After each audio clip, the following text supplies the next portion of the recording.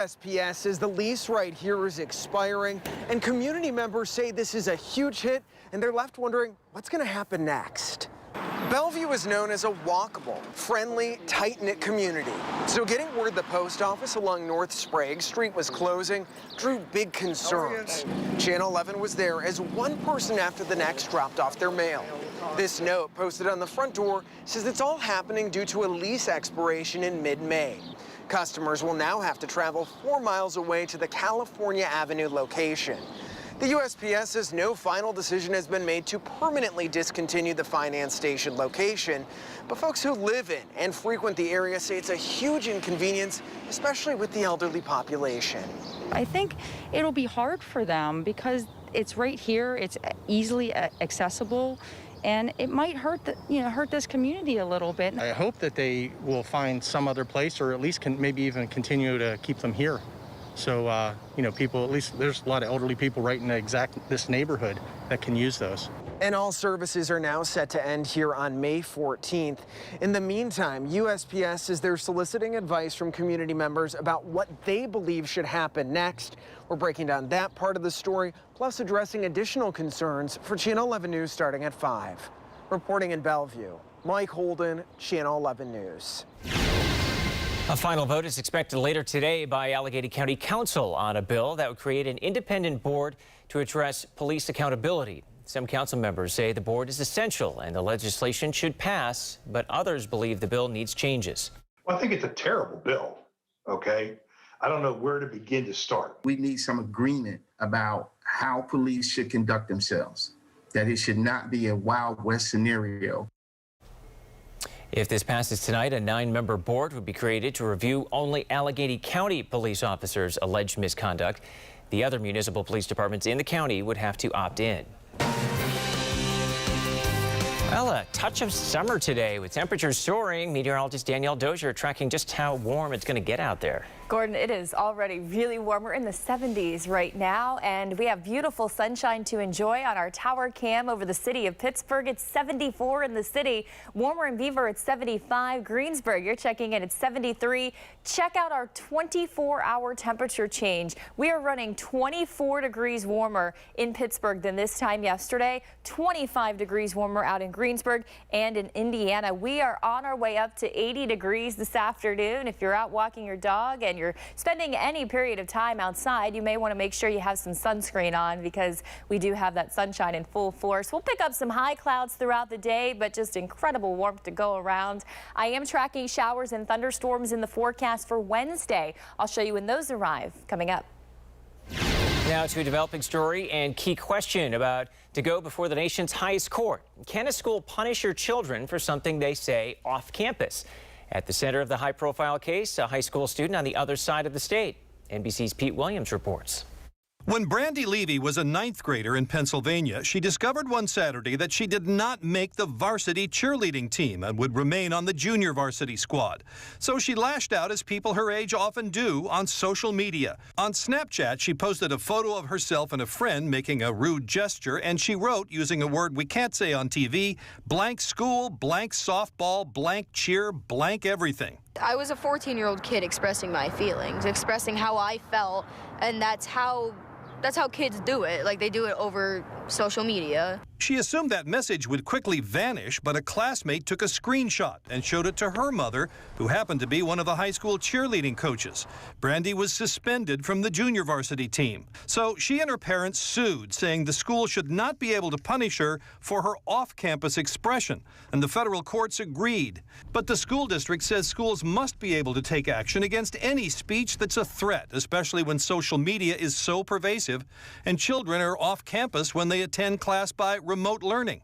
We want to make sure that the Supreme Court doesn't paint with a brush that is so broad that it limits the ability of schools to address the very important question of speech that is bullying speech or harassing speech. Brandy Levy's dad has another reason for hoping that off-campus expression isn't restricted. That's how us parents learn what's going on with our children's lives, through social media. You know, we see posts or what they're doing or how they're feeling.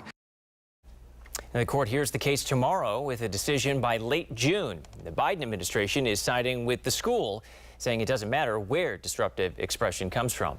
A thief snatched a woman's purse outside this local Giant Eagle, but he didn't get far. I get emotional talking about it. It was beautiful to see all the community members instantly into action. How strangers work together to catch the suspect. We lost furniture, clothes, shoes. I mean, basically everything that we had. A mother of 3 lost everything at a fire. Her plea for help and why she's on a deadline to find a new home.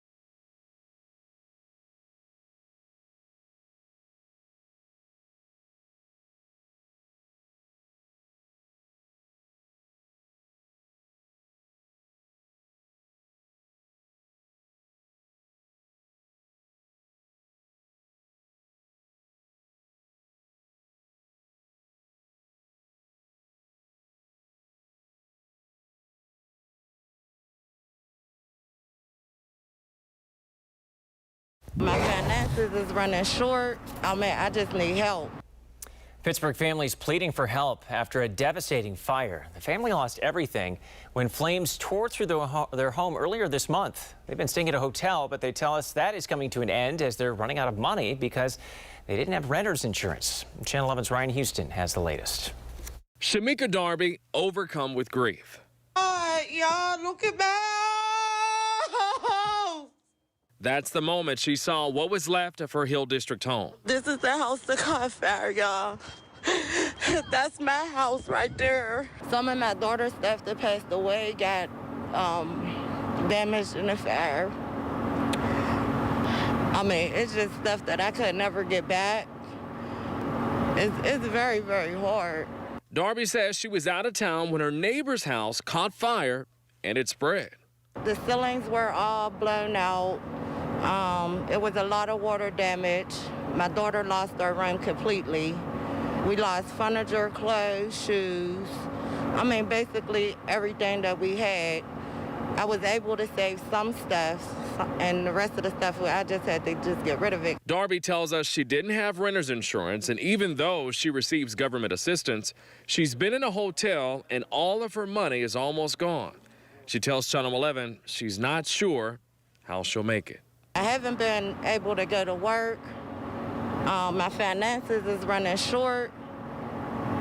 My support system is very, very weak. I mean, I just need help. Ryan Houston, Channel 11 News. If you'd like to help out, we put a link to Shamika Darby's GoFundMe account on WPXI.com. Volunteers needed. Fire companies are relying on help from neighboring departments when they get called to a fire. And last night, those relationships were strengthened at a training session in the South Hills. We put this together for us to work hand in hand with other departments. That way, in the time of need in their community or in our community, we're ready and prepared so we can assure our residents that we have everything covered that needs to be covered.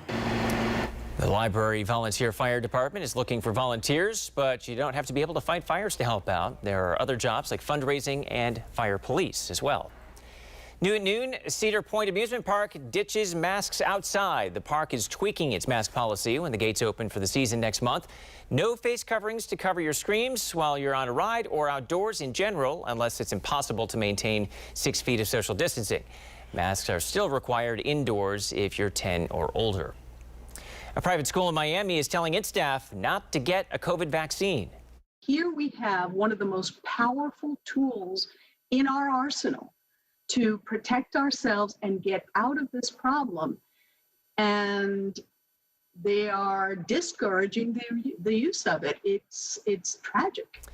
That's an infectious disease expert responding to a letter sent to parents of students at the school. In the letter, the school discourages teachers and staff from getting the vaccines or to wait till the end of the school year. And that legal action would be taken if they lied about it. Experts say firing someone for getting the vaccine is legal since it's a private school, but there appears to be some wiggle room. There's a potential for the teachers to say that this rule would discriminate against them based on a disability. So they may say that they have a serious medical condition that requires them to get the vaccine.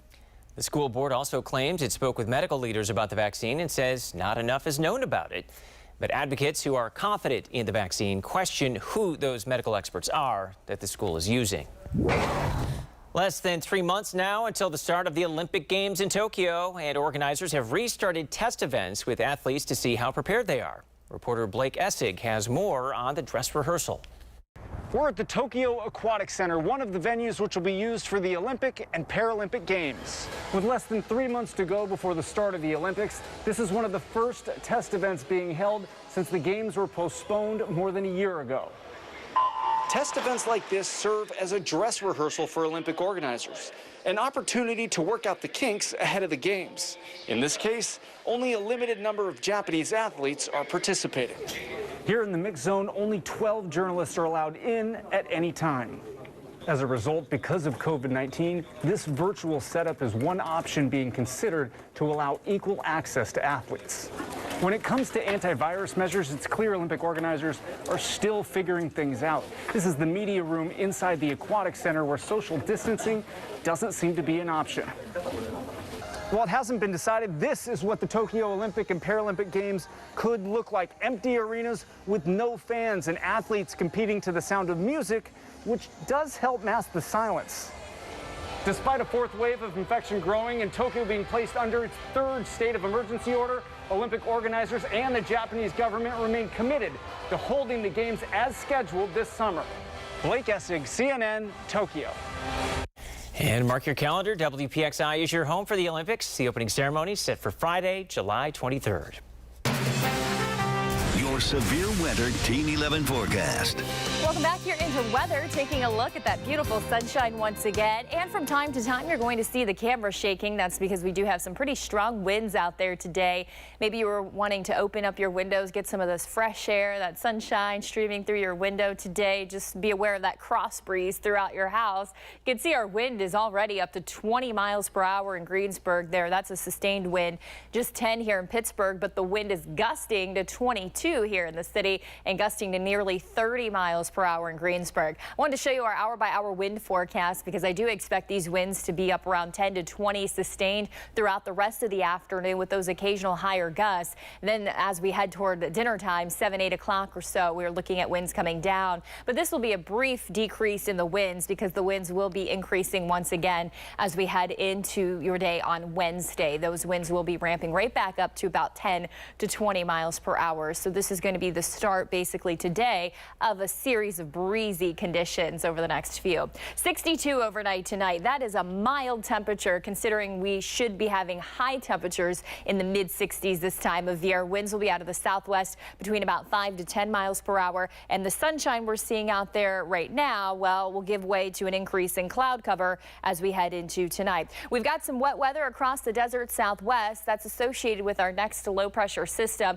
that's edging ever so closer to our area. And what's happening is we're basically getting some of these weather disturbances out ahead of the main low pressure. And so that's going to create these showers and a few thunderstorms throughout the afternoon and the evening tomorrow. And for much of the area, this could actually be one of the first days of the season we've had some lightning to contend with. So we're looking at these thunderstorms developing. Temperature will go up to about 79 degrees, and we will have those breezy conditions once again. Some of the weather impacts I think we'll see, of course, lightning is a threat in any thunderstorm, and some of those storms could create some strong wind gusts as well as some small hail. Here's our storm tracker timing it out for you. The morning hours look fairly quiet. I think we're going to see a mostly cloudy to partly sunny sky, meaning more clouds than sun throughout the day tomorrow. And then once we get into midday and late afternoon, we begin to see some showers and a few thunderstorms pop up. Looks like initially some of these could occur, at least some of the stronger ones, up along the I-80 corridor. But as the afternoon wears on, we increase the chance for a few thunderstorms here across the rest of the area.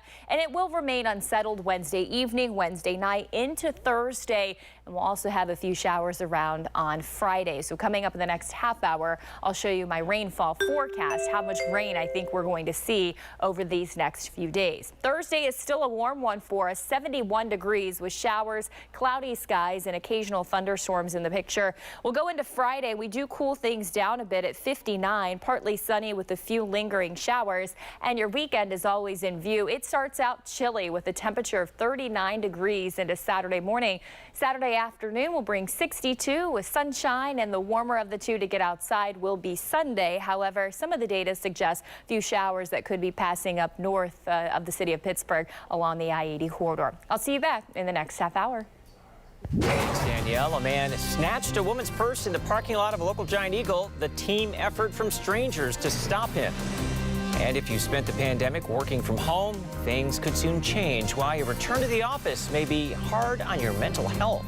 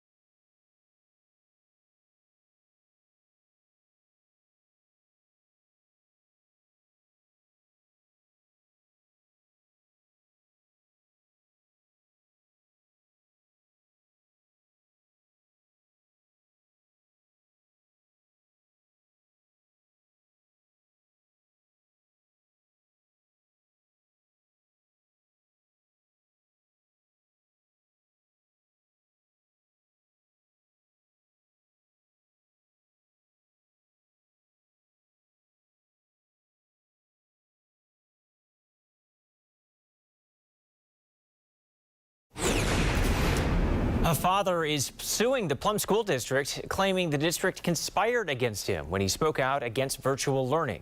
Nathan O'Leith objected to the hybrid model at a school board meeting in January. During his comments, he referred to the daughter of another speaker. O'Leith says school board members then decided to file criminal charges against him for harassment and ban him from school property. The lawsuit also claims a school board member reported Heath to the state child abuse hotline for harassing the previous speaker's daughter. Police went to that family's home and asked if they wanted to press charges against O'Leith, and they declined. O'Leith has not been charged with the crime. His lawsuit says he had to move his kids to a private school because of the ordeal. As more people get vaccinated, businesses are starting to welcome back employees back into the office, and that has some people feeling anxious and stressed. People may still struggle with the uncertainty of the pandemic, fears of the virus, or simply seeing coworkers again after being isolated. I think it makes a great deal of sense for people to start to understand their own needs, really take stock of how they're feeling, and to work with their managers if they can on a more flexible, gradual return. If you haven't been out much in the past year, officials say you should slowly and safely start going out. Make sure you take care of yourself and talk to your boss if you need more time. The 2020 U.S. Census is finally done. We break down the numbers that show why Pennsylvania won't have as much of a say in Congress. First, a teen father looking forward to raising his baby girl, then he overdosed on fentanyl. Don't think you can just try it, because that's what my son thought. And again, he's gone. His mother's new mission to save lives in his memory.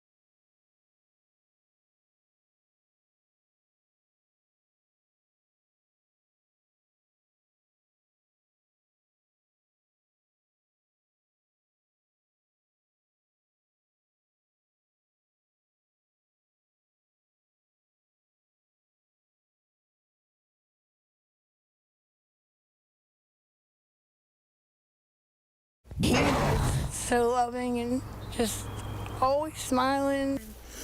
A fentanyl overdose killed her 17-year-old son just 2 weeks after the Penn Hills High School student became a parent himself. Case is so sad, but that mother felt compelled to tell their story, and she shared her warning with Channel 11's Michelle Newell in the hopes of saving lives. He was an alligator for one Halloween. It seems like there is a picture for every part of Jason Lott's life. He was just born here. That's his sister. These pictures show 17 years of memories that his family will always cherish, especially his mother, who can't stop thinking about what she misses the most. His big, strong hugs, his beautiful smile. Just constantly hearing Ma. He was so loving and just always smiling, very protective of his family and friends. He also loves spending time with his dog, and he just became a new dad. This is video of Jason and his baby girl. He had a daughter on April 1st, and he was really excited. Talked about how he's going to be an amazing father, and couldn't wait till she got a little older and could do stuff. Jason's mom is too overwhelmed to show her face on TV right now. She's still trying to process what happened to her son 1 week ago. If it can save anybody else, I want to. It was his first time experimenting with that drug, and if you're thinking about it, just don't do it, because all it took was one bag, one time. Jason died from a fentanyl overdose. He was a student at Penn Hills High School. The district honored his life with this tribute, and Jason's mother is hoping she can prevent other young people from experimenting with drugs. Don't think you can just try it, because that's what my son thought. And again, he's gone. Please don't do it. If you're going through something or you need someone to talk to, call somebody. The number of people dying from drug overdoses here in Allegheny County is increasing, and the top two drugs from those deaths is heroin and fentanyl. Just take a look. In 2019, 571 people died from drug overdoses. That number jumped to nearly 700 in 2020. But keep in mind, county officials say the numbers for 2020 are still being finalized. Michelle Newell, Channel 11 News. Westmoreland County is paying inmates to get the COVID vaccine. They'll get $25 in commissary credit if they get the shot. According to the Trib, the warden believes this program will entice inmates to get their shots. The credit can be used to buy hygiene products, clothing, food, and other comfort items, as well as phone cards. As of this morning, there are 24 active COVID cases, and the jail has hovered around that mark for several weeks. West Virginia Governor Jim Justice is offering $100 savings bonds to residents to get a COVID shot. It's for people who are between 16 and 35 years old. Earlier this year, West Virginia led the U.S. in vaccinating its population, but now their vaccine rate is on par with the rest of the country, about 37%. The governor says the state will use federal emergency funding from the CARES Act to buy the bonds. Take a look at this video. This is the new Wellsburg Bridge floating down the Ohio River to its new home. The bridge will connect Wellsburg, West Virginia and Brilliant, Ohio. Most of the bridge was built on land. Should be ready by October of next year.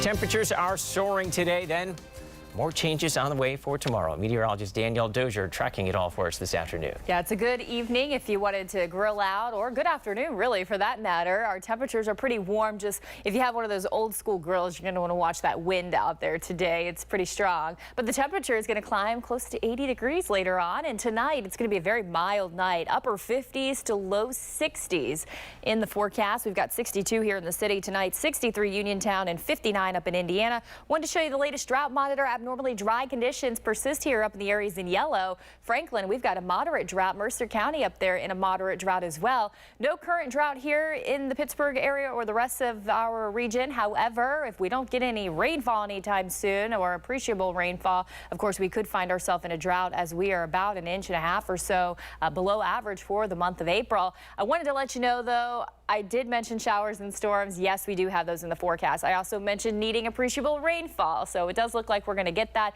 at least 1 to 2 inches in the forecast for the next few days through the end of the week. Coming up, I've still got a lot more to tell you about, including the timing of the storms for tomorrow if you're just joining us. Plus, I'm going to show you some really cool pictures that you guys have been sending me of the moon, the supermoon from last night. Stick around.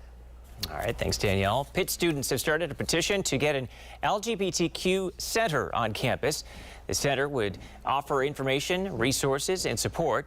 A student-produced report says although Pitt has many LGBT groups, there isn't much coordination between them.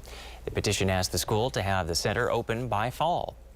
Delay after delay, finally the 2020 U.S. Census is ready with a final count of the country's population. And it had some huge consequences for Pennsylvania. Britt Conway breaks down the top takeaways. It started in the small Alaskan village of Tooksuk Bay last January. And now, more than a year later, the results from the 2020 census are in. The total U.S. population topped 331 million people. It's the second slowest decade of growth in history. But the South and West saw the biggest population growth. And where the population goes, so does the power. The census determines how many seats in Congress each state will have over the next decade, starting with the 2022 midterm elections. Texas will gain 2 seats. Colorado, Florida, Montana, North Carolina, and Oregon will each gain 1 seat. But California, Illinois, Michigan, New York, Ohio, Pennsylvania, and West Virginia each lose a seat. The number of seats also affects the number of electoral votes each state gets. The shifts from this census could be marginally more helpful to a Republican presidential candidate come 2024. But the census doesn't just determine population and politics. The data is used for everything from deciding how many teachers to put in schools and how much money needs to be set aside for public housing programs, to helping figure out where to put health clinics or where to build new roads. And more detailed data will be coming out in the next few months that states will use to help draw the boundaries of their congressional districts. I'm Britt Conway reporting. Hundreds of thousands of federal workers are about to get a substantial pay raise. Today, President Biden will sign an executive order raising the minimum wage to $15 an hour for federal contractors. The increase could be dramatic for workers who earn the current minimum of $10.95 an hour. The increase would be rolled out gradually. The White House says the higher wages would lead to greater work productivity, offsetting any additional cost to taxpayers.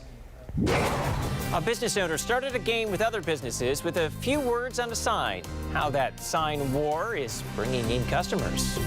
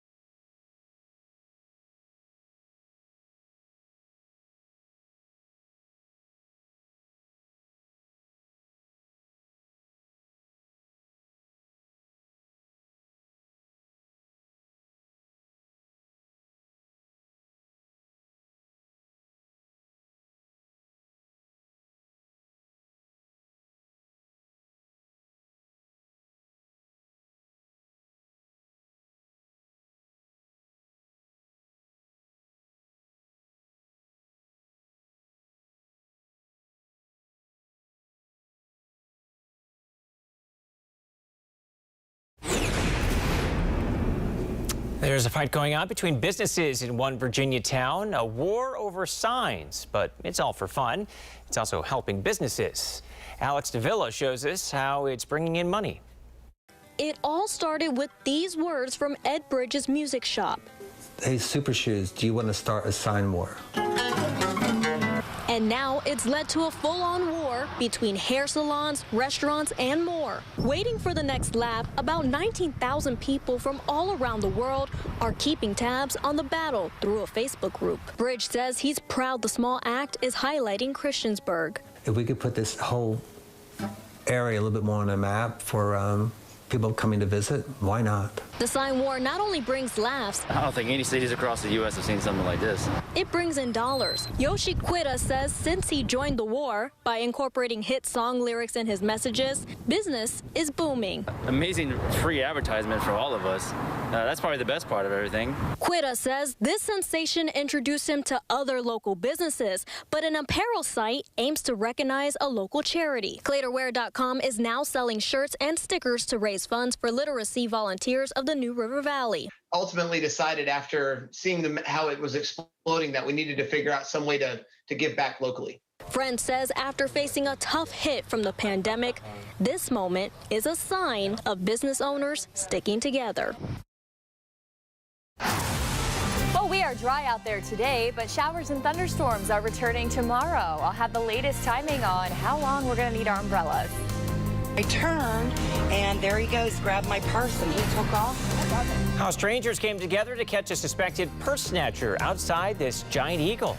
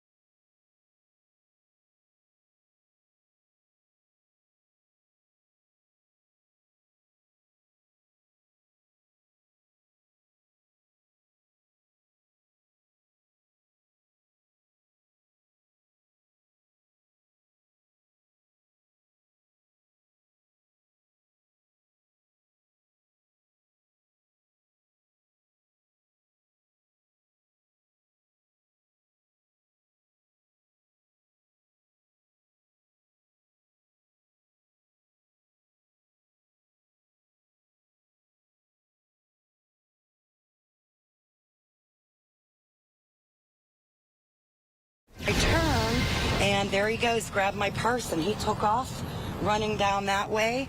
There, I was screaming, call the police. He stole my purse.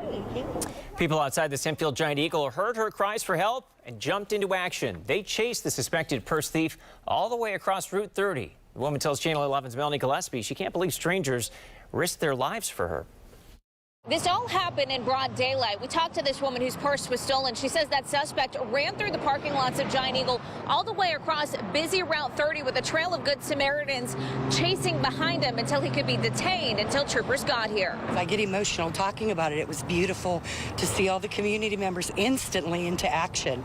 I was surrounded by love. Sherry Clay Higgins is crediting the handful of Good Samaritans who jumped into action over the weekend to help save her stolen purse. I put my last bag in. I was chatting with someone in a vehicle beside me, just regular neighborly chat, and I heard my buggy move, and I turned, and there he goes, grabbed my purse, and he took off. She was at the Giant Eagle in Eastgate Plaza Saturday afternoon, putting her groceries away in her car when her purse was snatched right from her cart. I was screaming, you know, call the police, he stole my purse, and I'll tell you what, community members instantly went into action.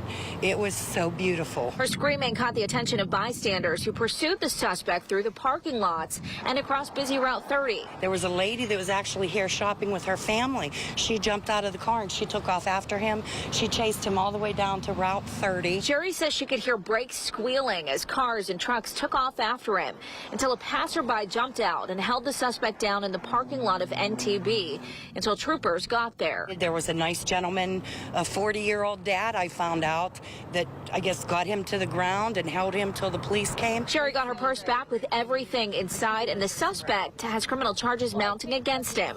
But Sherry says her gratitude is with her neighbors, who she now considers her unsung heroes. They risked their lives, and I'll tell you, almost every single person, especially all the men that were involved too, and the lady who ran across, they were all with their families on a Saturday afternoon, and they stopped what they were doing to help someone they didn't even know. The state police couldn't release the suspect's name, but they do say he is going to be charged with theft, and they say he has done this exact same thing before.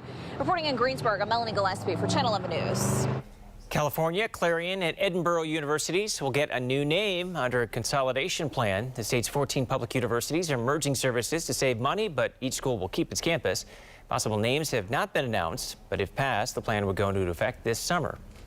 Community college enrollment generally booms when the economy busts, but that was not the case during the pandemic. According to our partners at the Trib, the region's community colleges were expecting an enrollment surge last fall, but they saw the opposite. The National Student Clearinghouse reported enrollment nationwide was off by about 10% last fall. In Pennsylvania, enrollment was down 13% this spring compared to last year.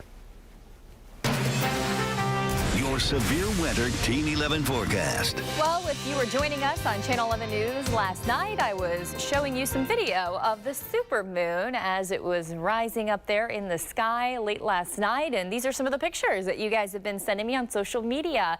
Beautiful picture from Brad of the pink supermoon, and this one coming in from James Watt. Of course, these latest are taken with a professional camera. That's why they look so detailed, but it's really cool. You can see the craters on the moon, just a close-up view there. Brianna sending this one in from Midland, and Lisa Lane sending her picture in of the supermoon. So thanks again for sending all of your pictures. What a cool sight out there late last night. Visible satellite shows we have some high clouds that are moving through the area. That'll be the case later on today, and we're looking at that warmth still. Temperatures are already in the lower 70s. It's 74 in the city and 72 up in Butler. Temperatures are on their way up to 80 degrees this afternoon, and our UV index forecast is a 7 today. It's high, which means burn time is 25 minutes. Make sure you have your sunscreen, your sunglasses, and your hats on if you're heading out for any extended period of time.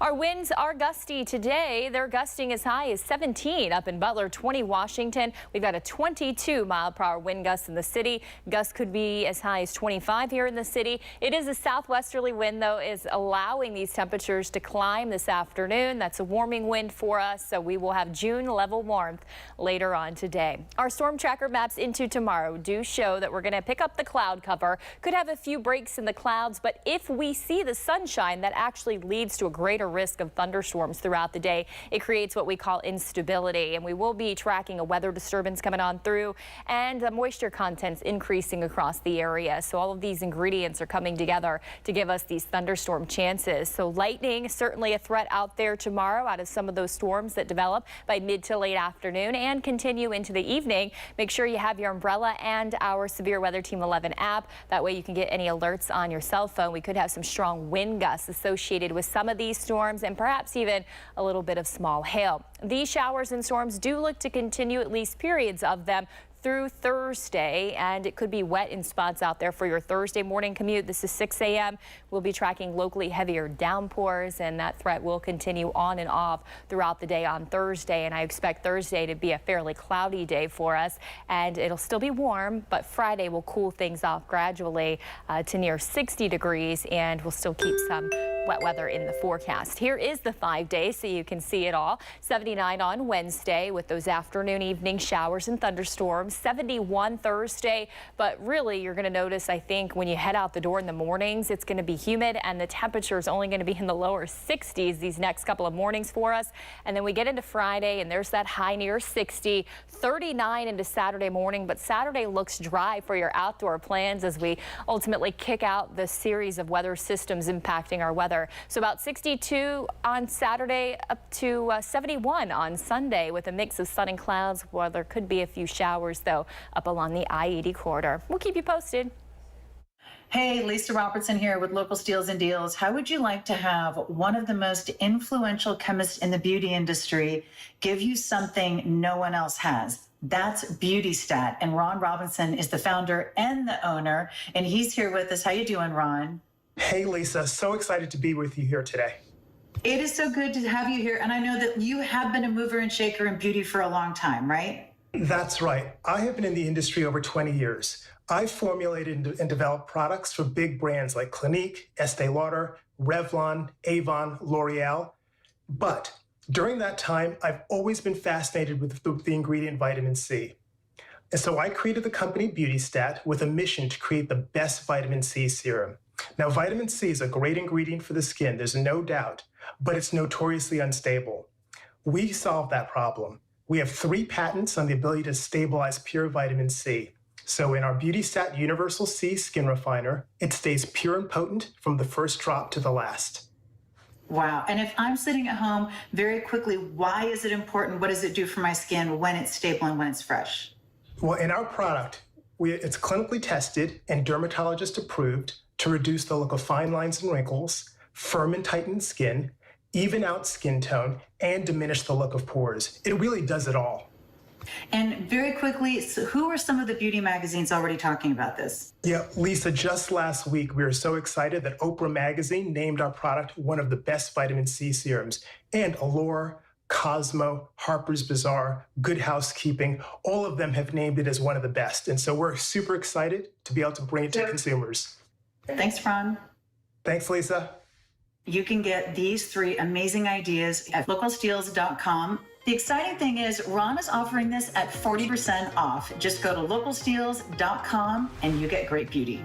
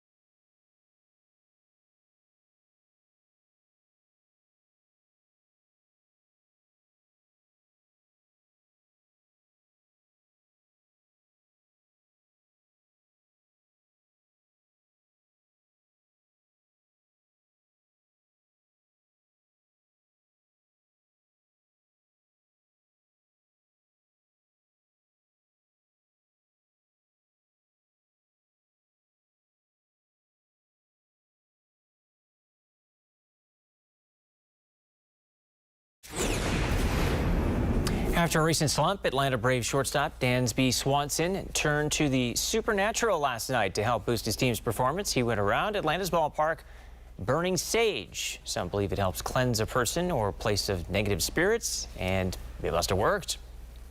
He shoots this one to right field, pretty well hit. Look at that ball carry. Look at that ball go. It's a home run for Dansby. Swanson hit his first home run in 3 weeks last night, and the Braves went on to beat the Cubs. Louisville Slugger is busy making pink bats for Major League Baseball players to use on Mother's Day. It's all part of a program called Going to Bat Against Breast Cancer. Players will use them during games on May 9th. This is the 15th year the factory has made the bats to raise awareness for breast cancer. This ain't a song for the broken-hearted. Are you eager to return to live concerts but not quite ready to be in a massive crowd? Bon Jovi is set to launch Encore Drive-In Nights concert series with a virtual show.